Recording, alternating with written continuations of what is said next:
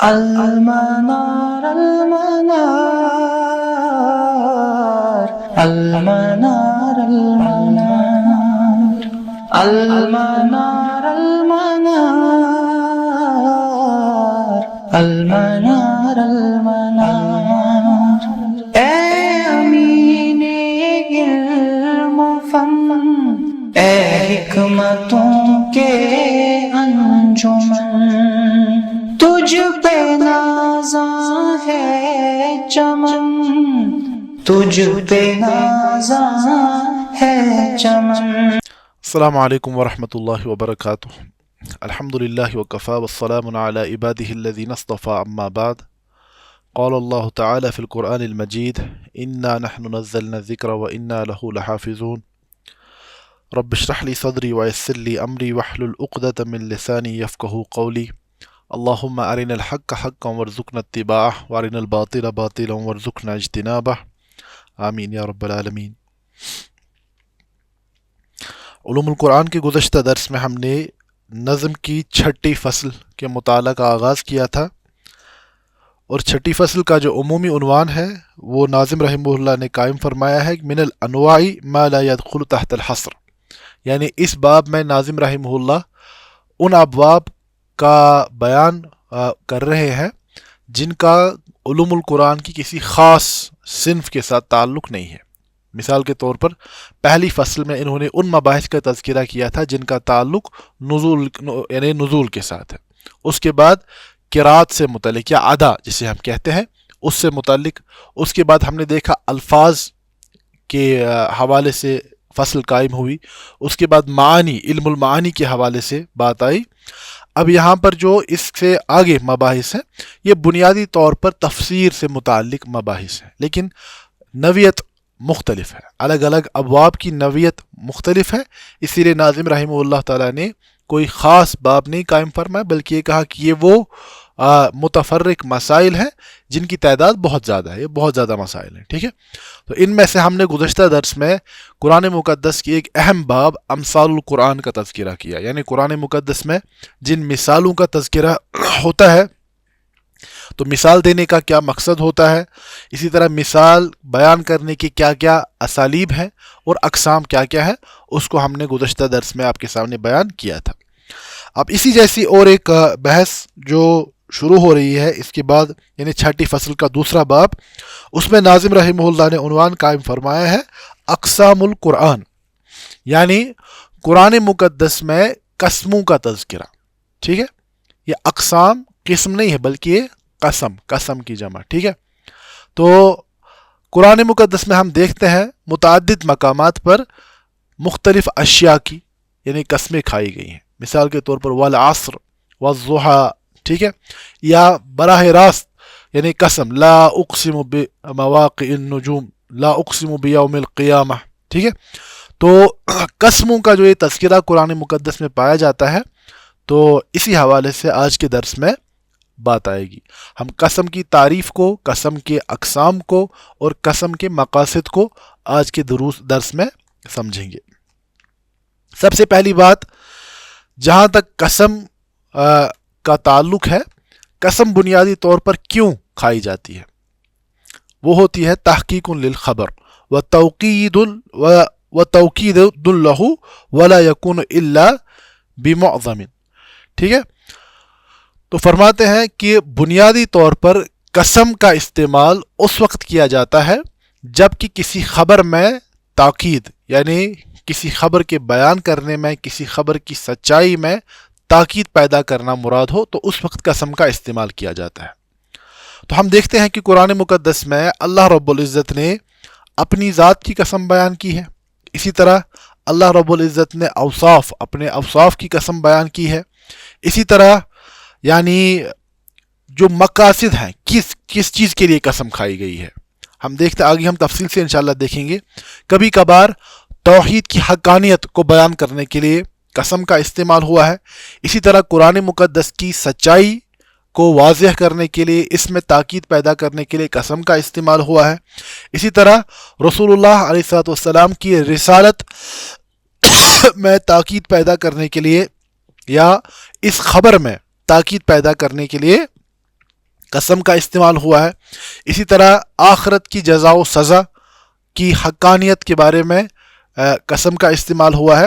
اسی طرح انسان کے مختلف احوال کے حوالے سے قسمیں قرآن مقدس میں پائی جاتی ہیں. ٹھیک ہے.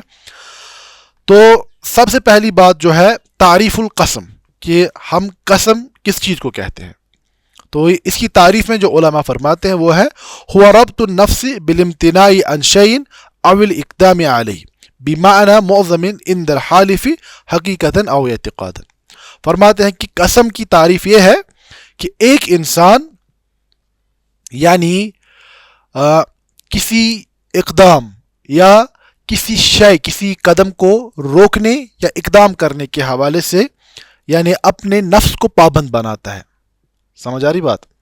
تو فرماتے ہیں بمعنی معظم عند الحالف، کہ اس اعتبار سے کہ انسان اپنے کام پر، اپنے اقدام پر یا کسی چیز سے روکنے پر گویا کہ کسی عظیم شے، کسی عظیم ہستی کو اپنی یعنی طرف سے بطور وکیل یا اپنی طرف سے بطور خبر میں تصدیق پیدا کرنے کے لیے استعمال کرتا ہے. جب ہم کبھی کہتے ہیں اللہ کی قسم، ٹھیک ہے، اللہ کی قسم، ہم کیا کر رہے ہوتے ہیں؟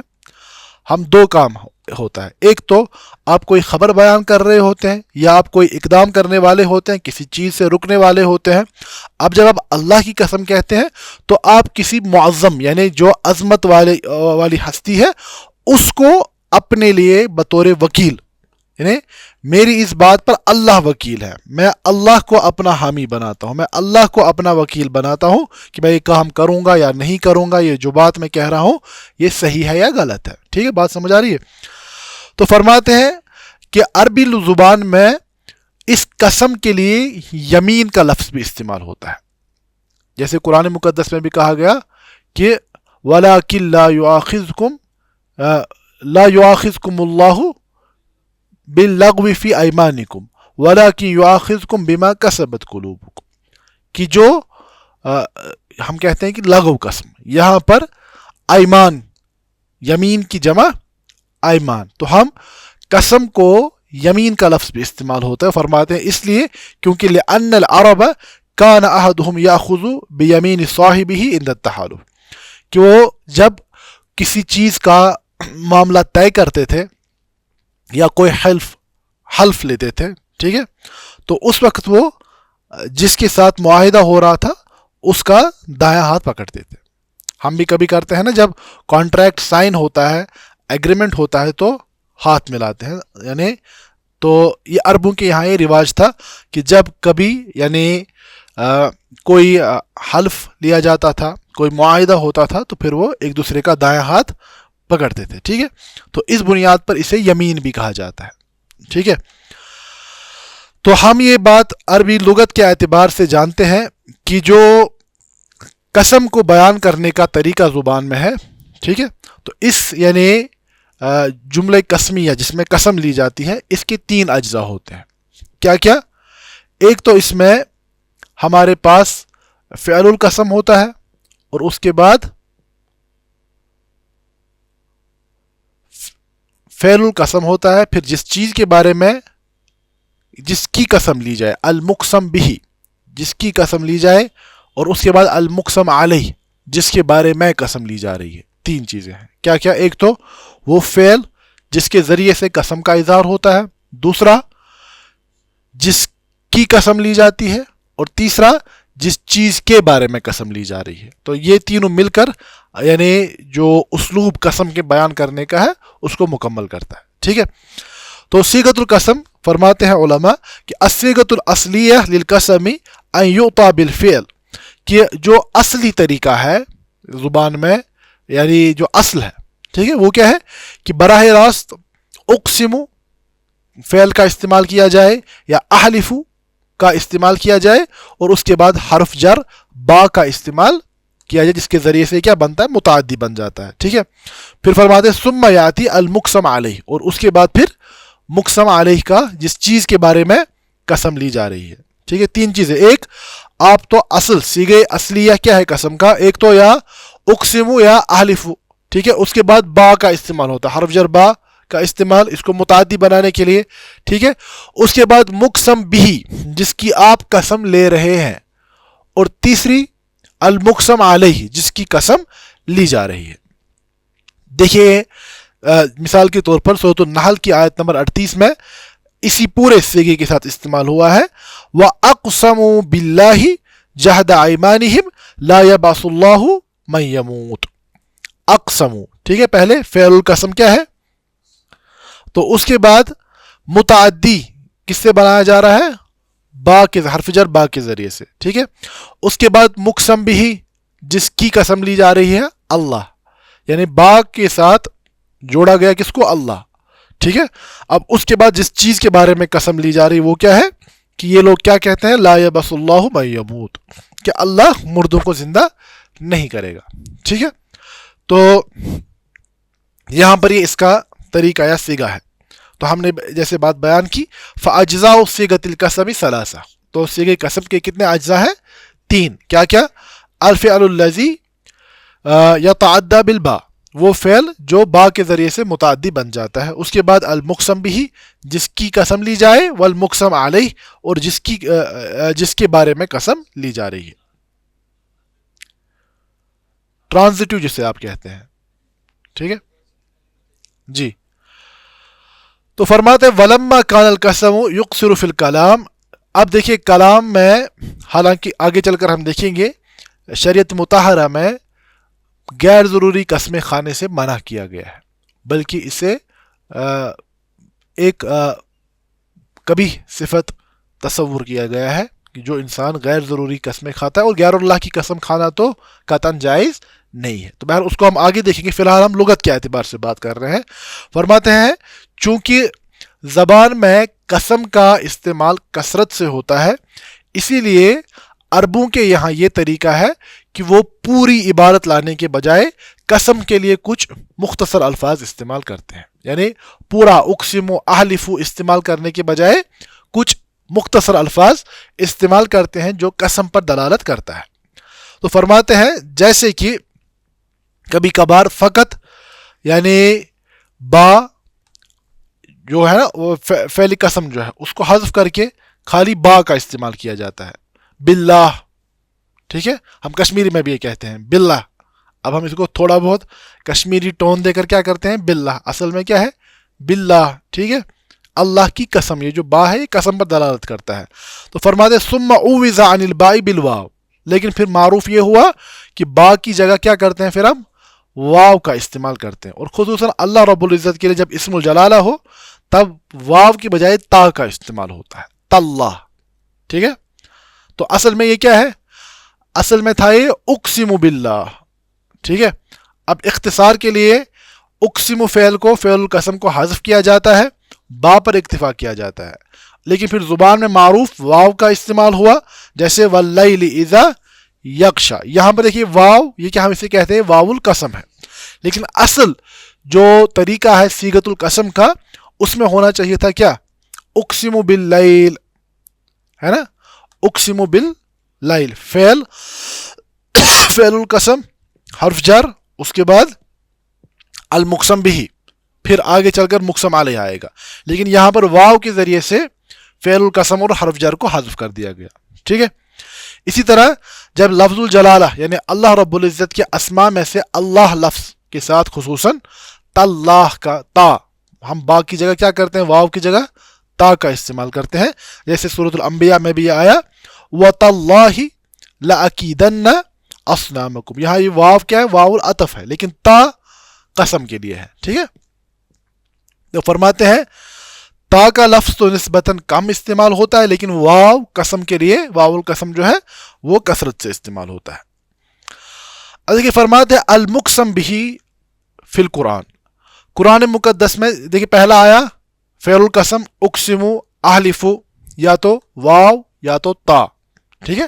یہ سارے کس پر دلالت کرتے ہیں, فعل القسم پر, ٹھیک ہے. اب دوسرا آگے فرماتے ہیں المقسم بھی, قرآن مقدس میں ان چیزوں کا تذکرہ جن کی قسم کھائی جاتی ہے, ٹھیک ہے, جن کی قسم کھائی جاتی ہے. فرماتے ہیں وہ ہوا نوعان, پہلی اس کی کتنی قسمیں ہیں, 2. ایک قسم باللہ تعالی, کہ اللہ کی قسم قرآن استعمال کرتا ہے. تو فرماتے ہیں اقسم اللہ تعالی بنفسہ فی القرآن فی خمسۃ مواضع. اللہ رب العزت نے قرآن مقدس میں اپنی ذات کی قسم، اپنی قسم کتنی بار کھائی ہے؟ 5 مرتبہ، جس میں پہلی سورۃ مریم کی آیت نمبر 68 میں ہے فَوَرَبِّكَ لَنَحْشُرَنَّهُمْ وَالشَّيَاطِينَ. بس اے اللہ کے نبی صلی اللہ علیہ وسلم، آپ کے رب کی قسم، ہم ضرور بالضرور ان کو اور تمام شیاطین کو جمع کریں گے، یعنی حساب لیا جائے گا سب سے. تو یہاں پر ہم دیکھتے ہیں یہ واو کیا ہے؟ واو القسم. ٹھیک ہے، تو ہم کہیں گے فعل القسم کی نیابت یہاں پر کیا کون کر رہا ہے؟ واو القسم. اس کے بعد مقسم بھی، جس کی قسم کھائی جا رہی ہے وہ کون ہے؟ رب. فَوَرَبِّكَ. ٹھیک ہے، واو فعل پر دلالت کرتا ہے اور رب کیا ہے اس میں؟ المقسم بھی، جس کی قسم کھائی جا رہی ہے. ٹھیک ہے، اسی طرح دوسرا مقام سورۃ الحجر کی آیت نمبر 92-93 میں ہے فَوَرَبِّكَ لَنَسْأَلَنَّهُمْ أَجْمَعِينَ عَمَّا كَانُوا يَعْمَلُونَ. تو یہاں پر بھی اللہ رب العزت نے اپنی قسم کھائی ہے، فَوَرَبِّكَ. اسی طرح سورۃ النساء کی آیت نمبر 65 میں فَلَا وَرَبِّكَ لَا يُؤْمِنُونَ حَتَّى يُحَكِّمُوكَ فِي مَا شَجَرَ بَيْنَهُمْ.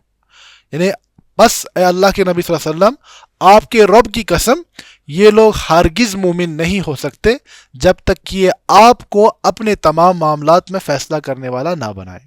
تو یہاں پر یہ بات بھی سمجھ آئی کہ شریعت مطہرہ کے مطابق اپنے فیصلے کرانا یہ ایمان کا لازمی تقاضا ہے. اہل ایمان کے لیے لازم ہے کہ وہ اپنی زندگی میں اس بات کی بے انتہا کوشش کریں کہ آپ کا ہر کوئی چھوٹا بڑا فیصلہ شریعت مطہرہ کے مطابق ہو. ٹھیک ہے، کیونکہ یہاں پر نفی کی جا رہی ہے، ایمان کی نفی کی جا رہی ہے کہ اگر انسان رسول اللہ علیہ الصلوۃ والسلام کو اپنے معاملات میں فیصلہ کرنے والا تسلیم نہ کرے. ٹھیک ہے، اسی طرح سورۃ المعارج میں اللہ رب العزت نے قسم بیان کی فَلَا أُقْسِمُ بِرَبِّ الْمَشَارِقِ وَالْمَغَارِبِ إِنَّا لَقَادِرُونَ عَلَىٰ أَن نُبَدِّلَ خَيْرًا مِّنْهُمْ وَمَا نَحْنُ بِمَسْبُوقِينَ. تو یہاں پر دیکھیے سیدھ براہ راست اقسم، اسی لیے واو یہاں پر نہیں ملے گا آپ کو، یا تا نہیں ملے گا. ٹھیک ہے، کیونکہ یہاں پر فعل القسم براہ راست استعمال ہوا ہے اقسم. ٹھیک ہے، فلا اقسم برب اب اس کے بعد اقسم کیا ہے؟ فعل القسم، با کیا ہے؟ حرف جر، اور رب اللہ کی ذات کیا ہے؟ مقسم بھی، جس کی قسم لی جا رہی ہے. ٹھیک ہے، تو ہم نے کیا بیان کیا کہ مقسم بھی قرآن مقدس میں 2 طریقوں پر پایا جاتا ہے. پہلی قسم کیا ہے؟ اللہ رب العزت اپنی قسم کھاتے ہیں. ٹھیک ہے، تو اس میں ہم نے دیکھا کہ رب اور 5 مقامات ہیں. اسی طرح سورۃ الذاریات کی آیت نمبر 23 میں اللہ رب العزت فرماتے ہیں فَوَرَبِّ السَّمَاءِ وَالْأَرْضِ إِنَّهُ لَحَقٌّ مِثْلَ مَا أَنَّكُمْ تَنطِقُونَ. یعنی قیامت کا برپا ہونا حق ہے، اس پر قسم لی جا رہی ہے. اور کس کی قسم لی جا رہی ہے؟ مقسم بھی کون ہے؟ رب. اللہ اپنی قسم بیان کر رہے ہیں. ٹھیک ہے، اور واو یہاں پر فعل القسم کی نیابت میں ہے. ٹھیک ہے، اسی طرح فرماتے ہیں کما ورد القسم باللہ علی لسان انبیائہ او عامر لہم علیہ السلام بالقسم فی 4 مواضع. فرماتے ہیں اسی طرح قرآن مقدس میں انبیاء علیہ السلام کی مبارک زبانوں کے ذریعے سے قسم لی جا رہی ہے، یا انہیں قسم لینے کا حکم دیا جا رہا ہے. ٹھیک ہے، جیسے سورۃ التغابن کی آیت نمبر 7 میں اللہ رب العزت فرماتے ہیں زعم الذین کفروا ان لن یبعثوا. کفار کا یہ گمان ہے کہ انہیں مرنے کے بعد دوبارہ زندہ نہیں کیا جائے گا. تو اللہ آپ حکم کر رہے ہیں کل، آپ فرمائیے بلا وربی لا تبعثون، آپ فرما دیجئے ضرور میرے رب کی قسم. یہاں پر رسول اللہ علیہ وسلم کو قسم لینے کا حکم دیا جا رہا ہے کہ آپ اپنے رب کی قسم کے ساتھ یہ بات بیان کیجیے. یعنی یہ بات اتنی تاکیدی ہے کہ محمد رسول اللہ صلی اللہ علیہ وسلم صادق المصدوق ہونے کے باوجود قسم کا استعمال کر رہے ہیں اس خبر کی صداقت میں تاکید پیدا کرنے کے لیے. آپ فرما دیجئے کہ میرے رب کی قسم ضرور بالضرور تمہیں مرنے کے بعد دوبارہ زندہ کیا جائے گا. اس میں اتنی تاکید ہے، اتنی تاکید ہے، یعنی مجھے لگتا ہے کہ عربی لغت میں تاکید کی جو اسالیب ہے تقریباً جمع ہو چکے ہیں. یہاں پر لام التاکید بھی ہے، نون ثقیلہ بھی ہے، اور قسم بھی ہے. ٹھیک ہے، تو یہ تاکید کی انتہا ہے. اس کے بعد ایمان بالآخرہ کے حوالے سے ایک ایمان والے کو کتنا زیادہ سنجیدہ ہونا چاہیے. بہرحال فرماتے ہیں یہاں پر اللہ کی قسم لی جا رہی ہے، لیکن کون لے رہا ہے؟ کس کی زبان سے لی جا رہی ہے؟ اللہ کے نبی علیہ الصلوۃ والسلام کی زبان مبارک کے ذریعے سے اللہ کی قسم کو بیان کیا جا رہا ہے. ٹھیک ہے. اسی طرح سورۃ السبا کی آیت نمبر 3 میں کہا گیا وَقَالَ الَّذِينَ كَفَرُوا لَا تَأْتِينَا السَّاعَةُ کہ کفار یہ کہتے ہیں کہ قیامت برپا نہیں ہوگی. قُلْ بَلَىٰ وَرَبِّي لَتَأْتِيَنَّكُمْ آپ فرما دیجئے پس میرے رب کی قسم وہ ضرور بالضرور تم پر وارد ہونے والی ہے، قیامت ضرور برپا ہونے والی ہے. ٹھیک ہے. تو یہاں پر بھی واو کس کی نیابت میں ہے؟ فعل القسم، رب مقسم بھی. ٹھیک ہے. اور مقسم علیہ کس کی خبر دی جا رہی، کس کی قسم لی جا رہی ہے؟ لَتَأْتِيَنَّكُمْ کہ قیامت کے آنے کی جو یہ خبر ہے یہ برحق ہے. ٹھیک ہے. تو یہاں پر بھی یہ قسم کا پہلو ہے. اسی طرح سورۃ یونس میں آیت نمبر 35 میں اللہ رب العزت فرماتے ہیں وَيَسْتَنبِعُونَكَ أَحَقٌّ هُوَ قُلْ إِي وَرَبِّي إِنَّهُ لَحَقٌّ یہ آپ سے قیامت کی سچائی، اس کے حق ہونے کے بارے میں پوچھتے ہیں. آپ فرما دیجئے کہ بے شک میرے رب کی قسم اس کا واقع ہونا کیا ہے؟ لاحق، وہ ایک یقینی بات ہے. یہاں پر بھی وَرَبِّي. ٹھیک ہے. فعل القسم اور مقسم بھی. اب یہاں پر ہم نے کہا تھا کہ جہاں اسم الجلالہ پر کو مقسم بنایا جائے گا تو وہاں پر واو کی جگہ کیا استعمال ہوتا ہے؟ تا. یہاں پر دیکھیے فرمایا وَتَاللَّهِ لَأَقِيدَنَّ أَصْنَامَكُمْ بَعْدَ أَن تُوَلُّوا مُدْبِرِينَ اور میرے رب کی قسم. تو ان 5 اور 5 کتنے ہو گئے؟ 10 مقامات پر. 5 مقامات پر براہ راست یعنی اللہ رب العزت نے خود قسم کھائی ہے. 5 پر انبیاء علیہ السلام کو حکم دیا کہ آپ قسم لیجئے. ٹھیک ہے. اور اس کے بغیر بھی باقی مقامات پر اللہ کی قسم ہے. جیسے سورۃ یوسف کی آیت نمبر 85 میں اللہ رب العزت فرماتے ہیں قالوا تاللہ تفتع تذکر یوسف حتی تکون حرزا او تکون من الحالکین. یوسف علیہ السلام کے بھائیوں کے بارے میں تذکرہ ہو رہا ہے کہ انہوں نے اپنے والد صاحب یعقوب علیہ السلام سے کیا کہا کہ اللہ کی قسم آپ یوسف کو یاد کرتے کرتے ہلاک ہو جائیں گے. ٹھیک ہے. تو یہاں پر قسم. اسی طرح سورۃ النحل میں یہ دیکھیے اب یہاں پر نہ اللہ خود قسم لے رہے ہیں نہ انبیاء کے ذریعے سے قسم لی جا رہی ہے، یعنی باقی لوگوں کا تذکرہ ہے. ٹھیک ہے. اب اس میں ایمان والے یا کفار ہر کوئی شامل ہو سکتا ہے. سورۃ النحل کی آیت نمبر 38 میں اللہ رب العزت فرماتے ہیں وَأَقْسَمُوا بِاللَّهِ جَهْدَ أَيْمَانِهِمْ لَا يَبْعَثُ اللَّهُ مَن يَمُوتُ کہ کفار اللہ کی قسم لیتے ہیں. ٹھیک ہے. تو یہ ہوئی یعنی پہلی قسم المقسم بھی کی پہلی قسم جہاں پر اللہ کی قسم لی جاتی ہے، اللہ خود لیتے ہیں، انبیاء کو لینے کا حکم دیا جاتا ہے. اور تیسرا کفار بھی قسم لے سکتے ہیں. ٹھیک ہے. دوسری قسم کیا ہے؟ قسم اللہ تعالی بمخلوقات ہی یعنی اللہ رب العزت اپنی مخلوقات کی قسم لیتے ہیں. فرماتے ہیں وَهُوَ كَثِيرٌ فی القرآن اور قسم کی یہ قسم قرآن مقدس میں کثرت سے پائی جاتی ہے. تو فرماتے ہیں اب اللہ کیوں قسم لیتے ہیں؟ ہم نے تو پہلے یہ بات بیان کی کہ قسم اس لیے لی جاتی ہے کہ تاکہ ایک انسان اپنی خبر میں اپنی بات میں تاکید پیدا کرے. تو کیا اللہ رب العزت معاذ اللہ اس بات کے محتاج ہے کہ ان کی بات میں کسی کی تاکید کی ضرورت پڑتی ہے؟ یا یہ ہم نے کہا کہ قسم میں انسان اپنے سے زیادہ جو معظم عظمت والی ہستی ہوتی ہے تو اس کو وکیل بناتا ہے. تو اللہ سے زیادہ عظمت والا کون ہے کہ اس کو وکیل بنایا جائے؟ تو یہ دونوں وجوہات ممکن نہیں ہے، نہ تاکید کی ضرورت ہے نہ ہی اللہ سے زیادہ کوئی عظمت والا ہے. ٹھیک ہے. تو علماء فرماتے ہیں کہ یا اللہ رب العزت جو مخلوقات کی قسم لیتے ہیں تو اس میں 2 وجوہات ہوتی ہے. پہلا کہ لأنها تدل على بارئها وهو اللہ تعالی. اللہ رب پہلی بات جس چیز کی قسم لی جاتی ہے اللہ رب العزت اپنی ربوبیت کے شواہد کے طور پر یہ دیکھو تم اس چیز کو عظمت والی سمجھتے ہو، اصل میں اس کا باری اس کا پیدا کرنے والا بھی کون ہے؟ اصل میں اس کا پیدا کرنے والا بھی میں ہوں، یہ میرے حکم پر چلتے ہیں، ٹھیک ہے۔ دوسرا فرمایا وَلِلْإِشَارَةِ إِلَىٰ فَضِيلَتِهَا وَمَنْفَعَتِهَا، اور جب مخلوق کی قسم لی جاتی ہے اس مخلوقات میں، یہ اب یعنی ایبسلوٹ سینس میں نہیں بیان کی جا رہی ہے بات، یہ اب کیا ہے؟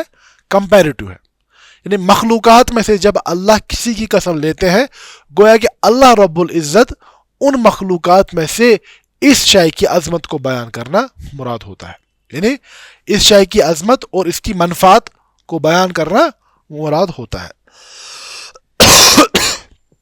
فرماتے ہیں مثال کے طور پر اما الاشارۃ الی فضیلتها، جہاں تک کسی شے کی فضیلت بیان کرنا مقصد ہے، اس کی مثال سورۃ التین میں پائی جاتی ہے وَطُورِ سِینِینَ وَهَٰذَا الْبَلَدِ الْأَمِینَ، کہ اللہ قسم لے رہے ہیں کس کی؟ طور سینا کی، اور بلد الامین کس کی؟ مکہ مکرمہ کی، ان دو بستیوں کی۔ تو ہم جانتے ہیں طور سینا یہ وہ پہاڑ ہے جس پر موسیٰ علیہ السلام اللہ سے ہم کلام ہوئے، جس پر اللہ کی تجلی پڑی، تو یہ ایک باقی پہاڑوں کے مقابلے میں ایک عظمت والی جگہ ہے، ٹھیک ہے۔ اسی طرح بلد الحرام کو ام القریٰ بھی قرآن نے کہا، ٹھیک ہے، یعنی تمام بستیوں کی کیا گویا کہ سر چشمہ، ٹھیک ہے۔ تو یہاں پر ان دونوں یعنی مقامات کی فضیلت کو بیان کرنے کے لیے اللہ رب العزت نے ان کو بطور شاہد پیش کیا، ٹھیک ہے۔ اسی طرح فرماتے ہیں وَأَمَّا الْإِشَارَةُ إِلَىٰ مَنْفَعَتِهَا، اور جہاں تک کسی شے کی یعنی نفع رسانی کا تذکرہ بیان کرنا مراد ہو، تو اس کی ایک مثال سورۃ التین میں ہے وَالتِّینِ وَالزَّیتُون، یعنی تین کسے کہتے ہیں ہم؟ انجیر کو، فگ، ٹھیک ہے، اور والزیتون، تین اور زیتون کی قسم اللہ رب العزت لیتے ہیں۔ اب اس میں پھر مفسرین نے تین کی تفسیر میں، زیتون کی تفسیر میں بہت کلام کیا ہے، ٹھیک ہے۔ تو بہرحال ان کے یعنی نفع سے کوئی انکار نہیں کر سکتا، یعنی انجیر کا نفع، اسی طرح یعنی جو یہ زیتون کا تیل ہے یا زیتون کا پھل ہے تو یہ بہت زیادہ یعنی نفع بخش ہے، تو اس کی قسم لی گئی۔ فرماتے ہیں وَلِلَّهِ أَن يَحْلِفَ بِمَا شَاءَ، کیونکہ سبھی مخلوقات اللہ کی ہی مخلوقات ہیں، اسی لیے اللہ جس کے بارے میں چاہے اس کی قسم لے سکتے ہیں۔ اما حلف العباد بغیر اللہ فهو ضرب من الشرک، جہاں تک بندوں کا اللہ کے بغیر کسی شے کی قسم لینا ہے، تو اصل میں جب انسان قسم لیتا ہے نا اللہ کے بارے میں تو وہ امکان نہیں ہے، انسان جب قسم لیتا ہے وہ اصل میں کسی چیز کو عظیم مان کر اس کو اپنا وکیل مانتا ہے، سمجھ آ رہی بات؟ اللہ اس کے محتاج نہیں ہے، اسی لیے اللہ جب قسم لیتے ہیں تو وہاں مانی کا یہ احتمال ممکن ہی نہیں ہے، سمجھ آ رہی بات؟ انسان جب قسم لے رہا ہے تو انسان کے قسم لینے میں تاکید کا یہ اسلوب اس لیے پیدا ہوتا ہے کیونکہ وہ قسم مقسم بھی جو ہے اس کی عظمت کا قائل ہوتا ہے، ٹھیک ہے۔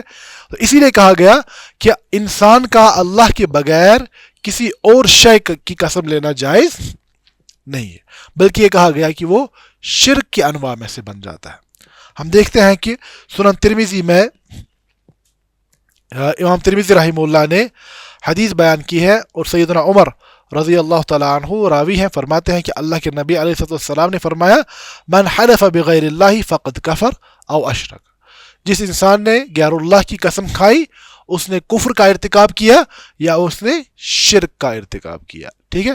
تو غیر اللہ کی قسم کسی شے کی عظمت پر دلالت کرتا ہے کہ یہ شے اللہ سے زیادہ معاذ اللہ عظیم ہے، تو اس اعتبار سے اسے کفر و شرک کی انواع میں سے قرار دیا گیا۔ اسی طرح صحیح بخاری کی میں اور صحیح مسلم میں بھی روایت ہے کہ اللہ کے نبی علیہ السلام نے فرمایا الا ان اللہ ینہاکم ان تحلفوا بآبائکم فمن کان حالفا فلیحلف باللہ او لا یصمت، فرماتے ہیں کہ خبردار ہو جاؤ، اللہ رب العزت نے تمہیں اپنے آباء و اجداد کی قسمیں کھانے سے منع کیا ہے۔ کیا کیا ہے؟ منع کیا ہے۔ بس اگر تم میں سے کوئی مجبور ہی ہو قسم لینے کے لیے تو فرمایا کہ پس وہ اللہ کی قسم لے یا خاموش ہو جائے۔ اس حدیث میں بہت ساری باتیں ہیں۔ پہلی بات کہ غیر اللہ کی قسم سے منع کیا گیا، اور ہمارے یہاں یعنی ایک بہت بری عادت ہے کشمیر میں، حالانکہ کبھی کبھار لاگو قسم بھی ہوتی ہے، لیکن عادت بڑی راسخ ہو چکی ہے، مال سنزدری ہے نا، مال سنزدری ماں جنزدری، یعنی باپ کی قسم ماں کی قسم. تو یہ بات جائز، ہمیں اس سے خود بھی اجتناب کرنا چاہیے، اپنے بچوں کی بھی اس بات پر تربیت کرنی چاہیے کہ غیر اللہ کی قسم لینا جائز نہیں ہے. تو فرمایا اس حدیث میں تو واضح منع ہے نا کہ اللہ نے تمہیں اپنے آباء و اجداد کی قسم لینے سے منع فرمایا. اس کے بعد کہا فمن کان حالفا. اب یہ نہیں ہے کہ تمہیں یہ بتایا جا رہا ہے کہ قسم پھر لیتے رہو، ٹھیک ہے، بلکہ کہا گیا کہ اب اگر تم اس پر مجبور ہی ہو کہ تمہیں قسم لینی ہے تو پھر اللہ کی قسم لو یا خاموش ہو جاؤ. سمجھ آ رہی بات؟ تو یہ صیغۃ القسم کے دو اجزاء ہوئے، پہلا فعل القسم، تو دوسرا المقسم بھی. تو ہم نے اس میں کہا یا تو اللہ کی قسم لی جا سکتی ہے یا تو اللہ مخلوقات کی قسم لیتے ہیں. کسی انسان کا غیر اللہ کی قسم لینا یہ جائز نہیں ہے. اب اس صیغہ قسم کی تیسرا جز جو ہے وہ ہے المقسم علیہ، یعنی جس چیز کے بارے میں قرآن میں قسم لی جاتی ہے. تو فرمایا المقسم علیہ یراد بالقسم توقیدہ و تحقیقہ فلا بد ان یکون مما یحسن فیہ ذلک کالامور الغائبہ والخفیہ اذا اقسم علی ثبوتها. فرماتے ہیں مقسم بھی علیہ جو ہوتا ہے، اس میں اب کیا ہے، اصل میں قسم لی جا رہی ہے اسی چیز کے بارے میں، ٹھیک ہے، مقسم علیہ جس چیز کے بارے میں قسم لی جا رہی ہے. تو فرماتے ہیں کہ ضروری ہے کہ وہ کوئی ایسا معاملہ ہو جس کے بارے میں قسم لینے کا کوئی مطلب بنتا ہو، ٹھیک ہے، جیسے کہ یعنی غیبی امور جو انسان اپنی یعنی حس سے معلوم نہیں کر سکتا ہو، اپنے حواس سے معلوم نہ کر سکتا ہو، اس کے بارے میں تاکید پیدا کرنے کے لیے کہ یہ حق ہے، تو وہاں پر قسم کا استعمال یعنی لائق ممکن معلوم ہوتا ہے، ٹھیک ہے. اب کوئی بات ایسی ہے جو بالکل محسوس ہے، معلوم ہے، وہاں پر غیر ضروری قسم، وہاں پر قسم یعنی ہم کہیں گے کہ ضرورت نہیں ہے، غیر ضروری کام ہے، ٹھیک ہے. تو فرماتے فَأَمَّا الْأُمُورُ الْمَشْهُودَةُ، بس جہاں تک ان چیزوں کا تعلق ہے جو کہ ظاہر ہے، جن کو دیکھا جاتا ہے، جیسے چاند ہے، سورج ہے، رات دن کا بننا ہے، یعنی زمین و آسمان ہے، تو یہ کیونکہ انسان کے مشاہدے میں ہے، اسی لیے ان کے بارے میں کوئی قسم نہیں لی جاتی، بلکہ ان کو استعمال کر کے اللہ قسم لیتے ہیں ان چیزوں کے لیے جو چیز غائب ہے. اب دیکھیے دنیا میں جو بڑی چیزیں ہمیں معلوم ہوتی ہیں، دنیا کی حقیقتوں میں سے یعنی آسمان کا موجود ہونا ایک بڑی حقیقت ہے. اسی طرح آسمان کی مخلوقات، انسانوں نے ان کو اتنی عظمت والا سمجھ لیا ہے کہ انسان ان کی عبادت بھی کرتے ہیں، سورج کی، چاند کی، تاروں کی، سیاروں کی، ٹھیک ہے. تو یہ بڑی عظیم چیزیں انسانوں کے یہاں تو ہیں، ٹھیک ہے. اب ان کی قسم، ان کے بارے میں قسم نہیں لی جاتی، کیوں؟ کیونکہ یہ معلوم ہے، محسوس چیزیں ہیں، ٹھیک ہے، پتہ ہے. اب اس جو آپ کو بظاہر عظمت والی چیزیں لی جا رہی ہیں، ان کو گواہ ٹھہرایا جاتا ہے قرآن میں، ٹھیک ہے، اس سے بڑی خبر پر. یعنی تم لوگ جس چیز کو بڑا سمجھتے ہو، اس سے بہت بڑے بڑے معاملات ہیں، ٹھیک ہے. تو اسی لیے آپ دیکھیں گے واللیل، رات کی قسم لی جا رہی ہے، والضحیٰ، ضحیٰ کی قسم لی جا رہی ہے، والشمس، سورج کی قسم لی جا رہی ہے، ٹھیک ہے، چاند کی قسم لی جا رہی ہے. تو فرماتے والامور، اب وہ باتیں جن کے بارے میں قرآن میں قسم لی جا رہی ہے، کیوں، کس یعنی وہ ضرور بڑی بڑی باتیں ہونی چاہیے. تو فرماتے ہیں اکثر و بیشتر اصول الایمان، جو ایمان کے اصول ہیں ان کے بارے میں اور جن کے بارے میں انسانوں کا جاننا لازمی ہے، تو ان کے بارے میں قسم لی جاتی ہے. مثال کے طور پر سب سے پہلے توحید، یعنی توحید باری تعالیٰ، یہ اتنی بڑی حقیقت ہے کہ کائنات کی کوئی حقیقت اس کے برابر نہیں ہے. اسی لیے اللہ رب العزت نے بڑی بڑی یعنی مخلوقات کا تذکرہ توحید کے اس بات کے حوالے سے کیا ہے. جیسے سورۃ الصافات میں فرمایا گیا والصافات صفا فالزاجرات زجرا فالتالیات ذکرا، تو ایک قسمیں لی جا رہی ہیں. آگے کہا گیا ان الہکم لواحد. اب دیکھیے اس میں بھی کتنی تاکید ہے، پیچھے قسمیں ہیں، ایک قسم نہیں ہے، تین قسمیں ہیں. اس کے بعد ان کے ذریعے سے تاکید ہے، ٹھیک ہے، اور اس کے بعد لام التاکید بھی ہے، ٹھیک ہے، اور اس کے بعد اور بھی باقی اسالیب ہے. ان الہکم لواحد، بے شک تمہارا معبود ایک اکیلا معبود برحق ہے، اکیلا ہے وہ. ٹھیک ہے. اسی طرح توحید کے بارے میں اور بھی جگہ پر ہمیں پایا جاتا ہے. ایک مثال ہم نے بیان کی. اسی طرح قرآن مقدس کی حقانیت کے بارے میں کہ قرآن بلا شک و شبہ کلام باری تعالیٰ ہے، اللہ کا کلام ہے. دیکھیے یہ کبھی کبھار ہم بطور مسلمان ان چیزوں کا ہلکا لیتے ہیں. آپ دیکھیے کہ یہ اب کہا جا رہا ہے نا کسی کتاب کے بارے میں کہ یہ زمین پر لکھی گئی کتاب نہیں ہے، تو آپ بہت بڑی بات کر رہے ہیں. آپ کو سمجھ آ رہی بات؟ ایک تو آپ یہ بات کر رہے ہیں پہلا کہ کوئی خالق ہے اس زمین، جس کو ہم سپر نیچرل کہتے ہیں. ٹھیک ہے. تو اس کائنات سے ماورا کوئی حقیقت ہے، پہلے آپ اس کا. اور اتنا ہی نہیں، اب آپ یہ کہتے ہیں کہ اس کے ذریعے سے ہم تک کلام پہنچا ہے. یہ بہت بڑی بات ہے. یہ دنیا میں جو علم کے مسائل ہیں اس میں یہ بڑا چوٹی کا مسئلہ ہے. آج جو دنیا میں مذہب اور الحاد کے درمیان جو یعنی ہم کہیں گے مقدمہ چل رہا ہے، لڑائی چل رہی ہے، تو اس میں بڑے بنیادی مسئلہ ایپسٹمالوجی کا ہی ہے کہ علم کے ذرائع کیا ہے نا، سورسز آف نالج آپ کے کیا ہیں. ایک طرف وہ لوگ ہیں جو کہ خدا کے وجود کے منکر ہیں، اسی لیے وہ کسی یا ہم کہیں گے کہ آسمانی کتاب یا حواس سے پرے کسی ذریعے علم کے قائل نہیں ہے. لیکن ہمارا مقدمہ یہ ہے کہ خالق بھی ہے اور وہ خالق کی نازل کردہ ہدایت بھی ہے. آپ کو بات سمجھ آ رہی ہے؟ تو یہ بہت بڑی بات ہے. اس کا انسانوں کے جملہ مسائل پر، مکمل حیات انسانی پر بہت گہرا اثر ہے. ٹھیک ہے. تو بہرحال قرآن نے بھی اس تاکید کو بیان کیا کہ فلا اقسم بمواقع النجوم. یہ بڑی شاندار آیات ہے. اللہ رب العزت تاروں کے ڈوبنے کی جگہ کی قسم کھاتے ہیں. اب یہ تاروں کے ڈوبنے کی جگہ کیا ہے، اس کے بارے میں بہت لوگ بہت باتیں کرتے ہیں. کچھ لوگوں نے بلیک ہولز کے ذریعے سے تشریح کر دی، تو اللہ بہتر جانتے ہیں کہ اس کی حقیقت. لیکن تارا خود اپنی جگہ ایک بڑی شے ہے. ٹھیک ہے. اب وہ ایسا کوئی مقبرہ جہاں پر یہ تارے ٹوٹ کر دفن ہو جاتے ہیں، ٹھیک ہے، تو وہ کوئی چھوٹی جگہ نہیں ہوگی. تو فرماتے ہیں وَإِنَّهُ لَقَسَمٌ لَوْ تَعْلَمُونَ عَظِيمٌ. اور یہ بہت بڑی قسم ہے اگر کہ تمہیں معلوم ہو جائے. یعنی بہت گویا کہ اس جگہ کی، اس شے کی جو کہ مواقع النجوم والی جگہ ہے، اللہ فرماتے ہیں کہ یہ تو بہت بڑی شے ہے. اور اب یہ قسم کس چیز کے بارے میں لی جا رہی ہے؟ انہو، یہاں بھی تاکید، کتنی زیادہ تاکید ہے. اس کے بعد لَقُرْآنٌ کریم، یہ لام تاکید بھی ہے، یعنی قرآن کی حقانیت کے بارے میں قسمیں لی جا رہی ہیں. اسی طرح نبی اکرم علیہ الصلوۃ والسلام کی رسالت کے بارے میں قسم لی جا رہی ہے. یاسین والقرآن الحکیم. یہاں پر کس کی قسم لی جا رہی ہے؟ اب گزشتہ والی آیت میں قرآن مقدس مقسم علیہ تھا، ٹھیک ہے. اب یہاں پر قرآن مقدس مقسم بھی ہے. اب دیکھیں یہ رسول اللہ صلی اللہ علیہ وسلم کی رسالت میں تاکید پیدا کرنی ہے. یہ بہت بڑی بڑی آیات ہے. تو فرمایا والقرآن الحکیم انک لمن المرسلین. یہاں پر بھی ان کے ذریعے سے بھی اور لام تاکید بھی موجود ہے. بے شک آپ اللہ کے رسول ہیں. ٹھیک ہے. تو یہاں پر کس کے بارے میں قسم لی جا رہی ہے؟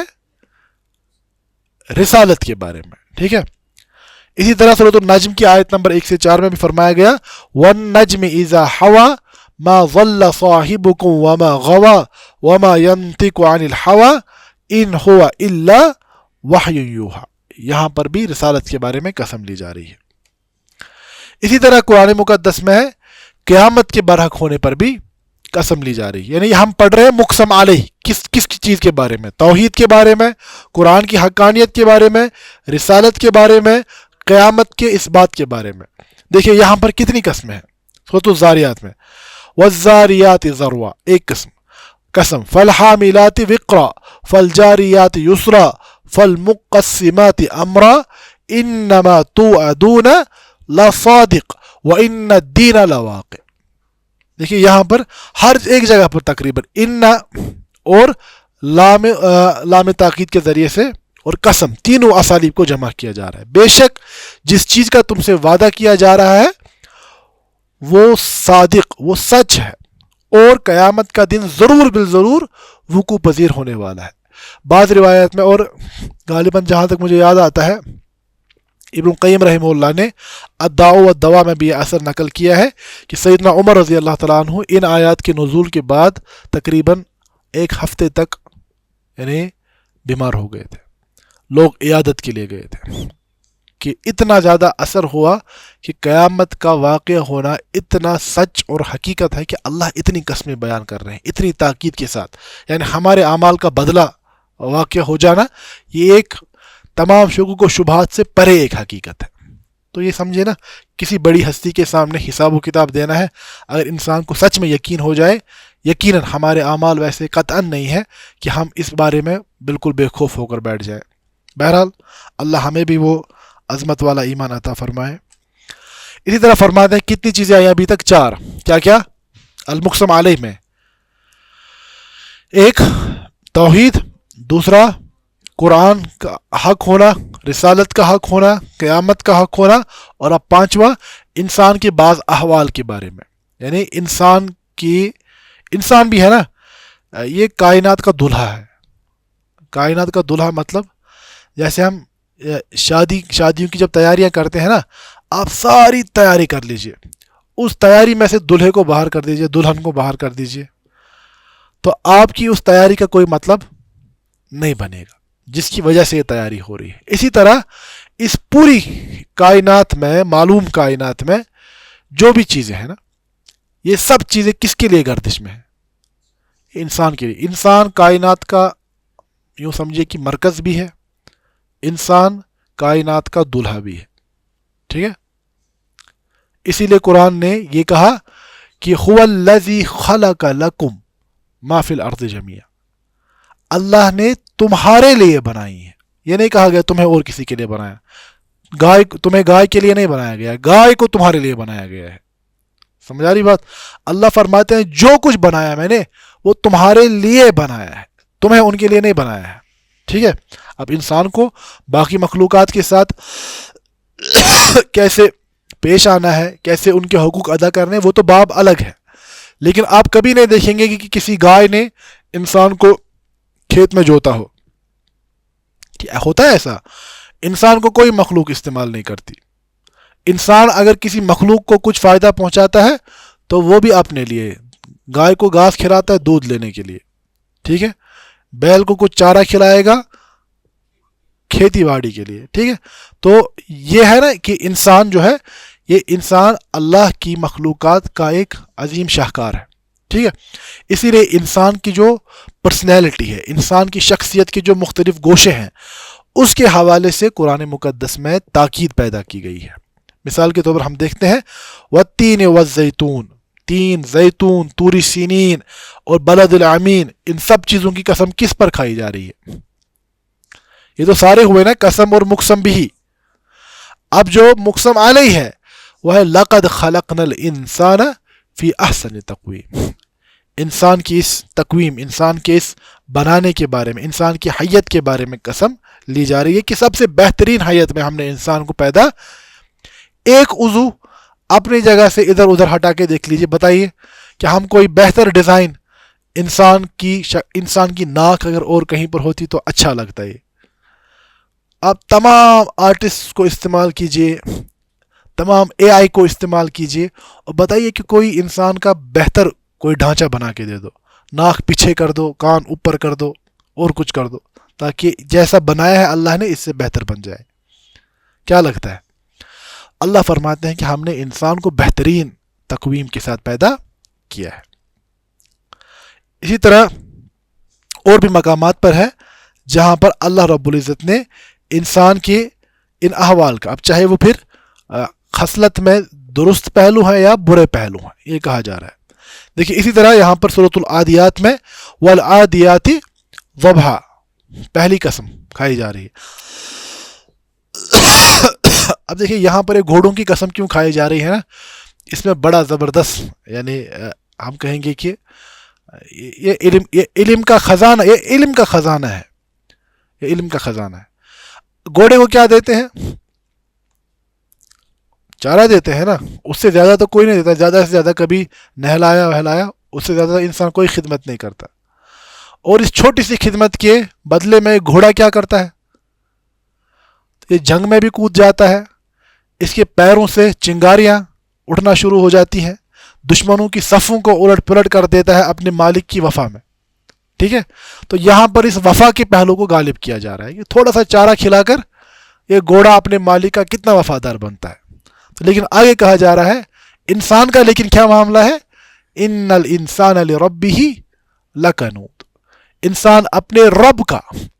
اب دیکھیں یہاں پر الہ کا بھی استعمال نہیں ہو رہا ہے، رب ہو رہا ہے. قرآن واللہ العظیم، یہ قرآن اتنی عظمت والی نعمت اور کتاب ہے، ایک ایک حرف میں، ایک ایک لفظ میں معنی کے انبار چھپے ہوئے ہیں.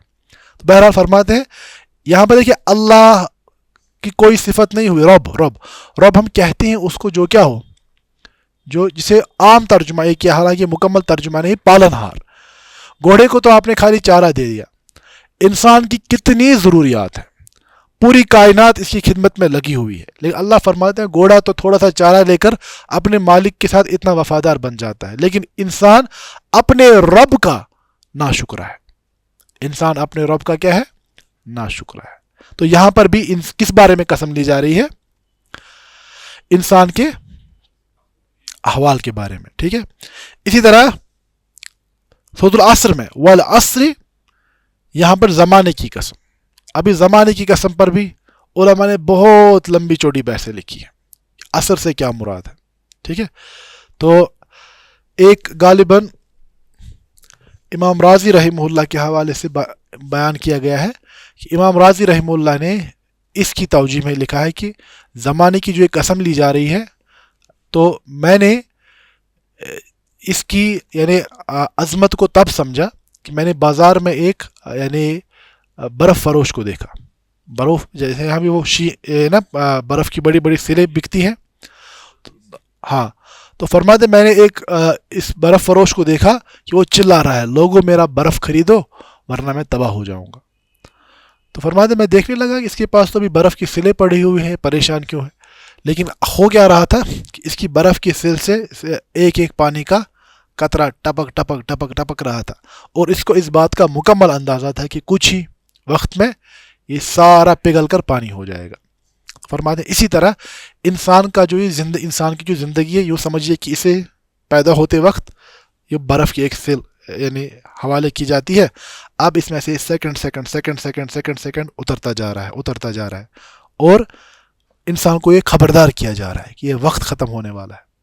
ٹھیک ہے، جیسے ہی وقت ختم ہو جائے گا تو خسارہ تمہارا نمایاں ہو جائے گا. جیسے اس کی برف ختم ہو جائے گی اس کا خسارہ واضح ہو جائے گا. اسی طرح جیسے تمہارا یہ لاسٹ یعنی جسے ہم کہتے ہیں نا ٹائم اور ختم ہو جائے گا تو خسارہ سامنے آ جائے گا. اسی طرح بعض علماء نے یہ بھی توجیہ بیان کی کہ عصر کی قسم اس لیے دی جا رہی ہے کیونکہ عصر کا جو وقت ہوتا ہے نا، یہ دو اوقات کا ٹرانزٹری پیریڈ ہوتا ہے. یعنی دن ڈھل رہا ہے اور رات شروع ہو رہی ہے. انسان کو خبردار کیا جا رہا ہے کہ زندگی کا جو دن ہے نا یہ ختم ہونے والا ہے، اور اگر اعمال لے کر نہیں آئے تو اس کے بعد بہت کالی رات شروع ہونے والی ہے. ٹھیک ہے، تو بہرحال اب تفسیر کا یا ہمارا تفسیر موضوع نہیں ہے، تو ابھی ہم خالی کس پر فوکس کریں گے؟ قسم پر. یہاں پر واو فعل القسم یا حرف القسم ہم اسے کہیں گے، اور عصر مقسم بھی، ان الانسان لفی خسر کیا ہے؟ مقسم علیہ. اب دیکھیں اس موضوع پر امام ابن القیم رحمہ اللہ کی ایک مستقل تصنیف ہے، التبیان فی اقسام القرآن کے نام سے. قرآن مقدس میں قسموں کا تذکرہ ایک مستقل کتاب ہے ان کی. ٹھیک ہے، اس کو دیکھ لیجئے گا. تو فرماتے ہیں امام ابن القیم رحمہ اللہ نے ایک بات بیان کی ہے، المناسبہ بین المقسم بھی والمقسم علیہ.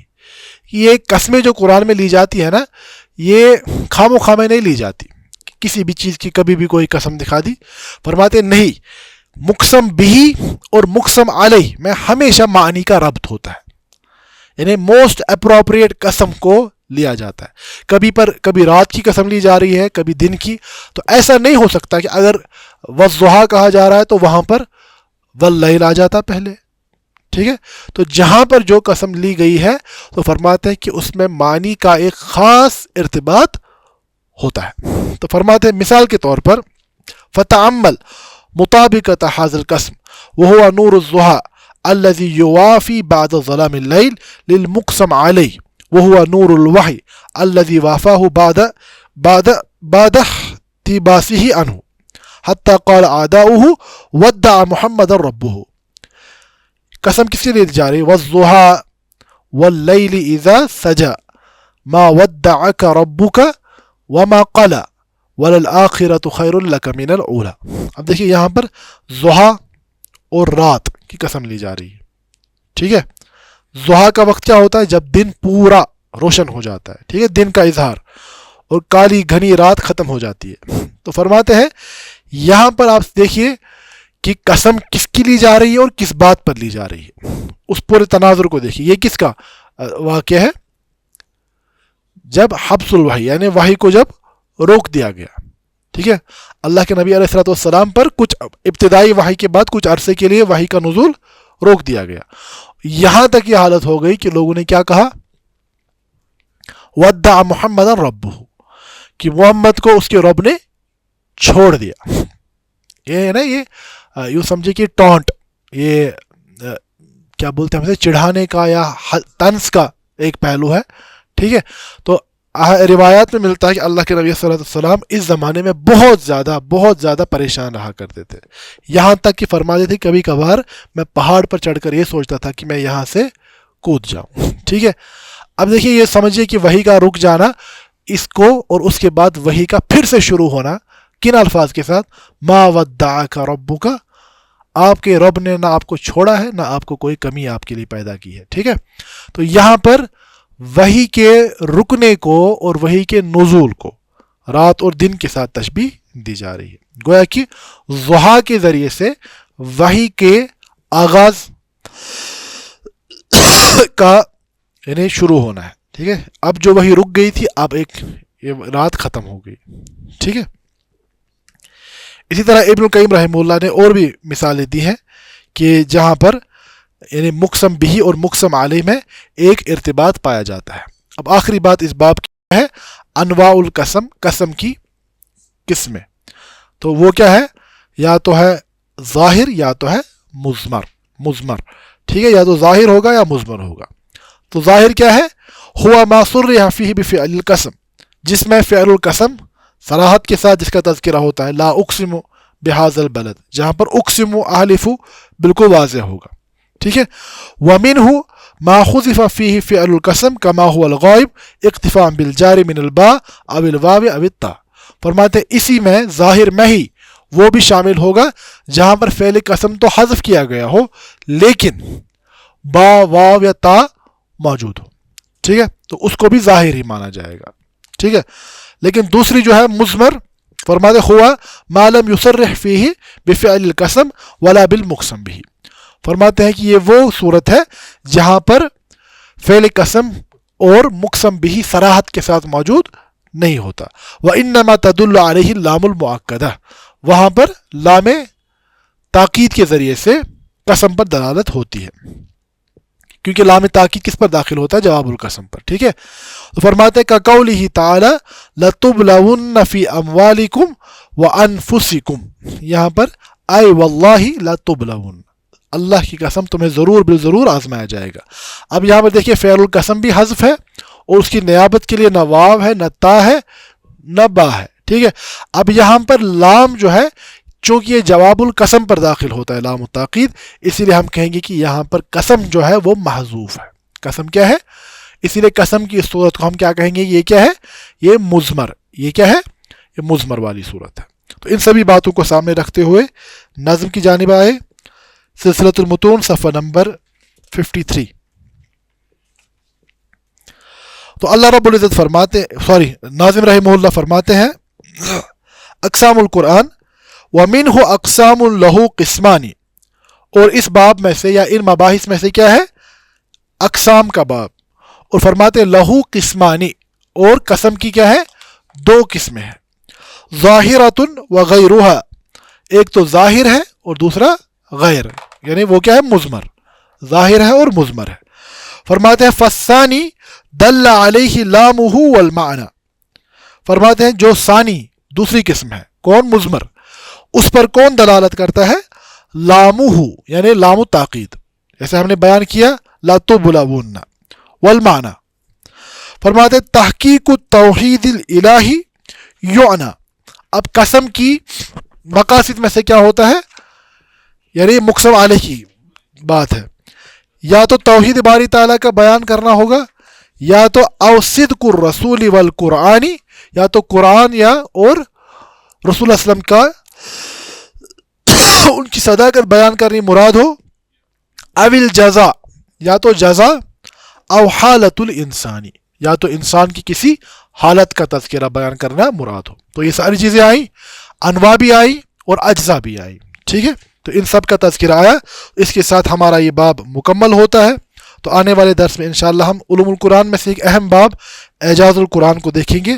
ھذا ما عندی واللہ تعالی عالم, وصلی اللہ علی نبینا محمد وآلہ وصحبہ وسلم, وآخر دعوانا ان الحمد للہ رب العالمین. المنار المنار المنار المنار المنار المنار المنار. اے امین علم و فن, اے حکمتوں کے انجمن, تجھ پہ نازاں ہے چمن, تجھ پہ نازاں ہے چمن.